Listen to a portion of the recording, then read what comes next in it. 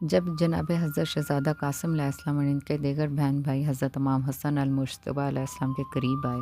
تو آپ علیہ السلام نے سب کو گلے لگایا اور ایک پرچے پر لکھی ہوئی وصیت ان بچوں کو دی اور جناب حضرت شہزادہ قاسم علیہ السلام کو فرمایا کہ یہ وصیت تم سب کے لیے ہے،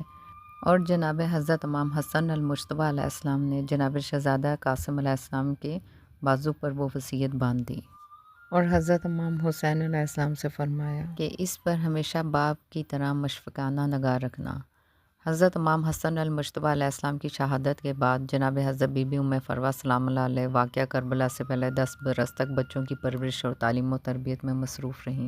اور جناب حضرت بی بی ام فروہ سلام اللہ علیہ کے والد کا پہلے ہی انتقال ہو چکا تھا،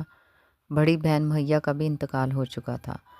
البتہ چھوٹی بہن سلامہ یعنی جناب حضرت بی بی رباب سلام اللہ علیہ زوجہ حضرت امام حسین علیہ السلام حیات تھیں۔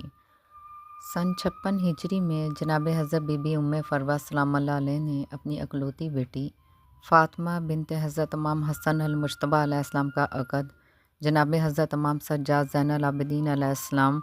علی ابن الحضرت امام حسین علیہ السلام سے کیا۔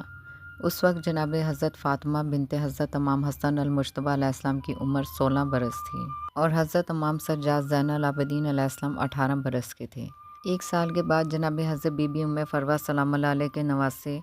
جناب حضرت امام محمد باقر علیہ السلام کی دنیا میں تشریف آوری ہوئی۔ تاریخی مصادر کے واقعات میں یہ بھی مذکور ہے کہ جب کپڑا بیچنے والا کوئی سوداگر یمن یا مصر سے آتا تو حضرت امام حسین علیہ السلام کے در دولت پر ضرور حاضری دیتا۔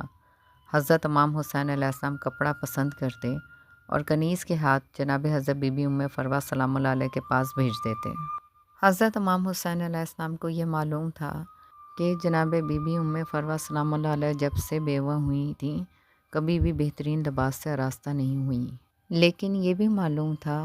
کہ جناب حضرت ام فروہ سلام اللہ علیہ اپنے بچوں کو بہترین لباس سیکھ کر پہناتی تھیں۔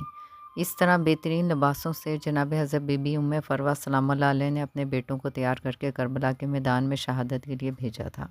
معتبر روایات میں ہے کہ حضرت امام حسین علیہ السلام کی شہادت کے بعد یہ 5 بیویاں کبھی سائے میں نہیں بیٹھیں۔ جناب حضرت بی بی زینب سلام اللہ علیہ، جناب حضرت بی بی ام البنین سلام اللہ علیہ، جناب حضرت بی بی ام فروہ سلام اللہ علیہ، جناب حضرت ام لیلہ سلام اللہ علیہ اور جناب حضرت ام رباب سلام اللہ علیہ، یہ بیویاں دن کی دھوپ اور رات کی اوس میں کھلے آسمان کے نیچے بیٹھ کر گریا کرتی تھیں یہاں تک کہ ان کی شہادت ہو گئی۔ معتبر روایات میں درج ہے کہ یہ بیویاں روز کربلا کے بعد ہمیشہ سوگوار کے عالم میں رہیں۔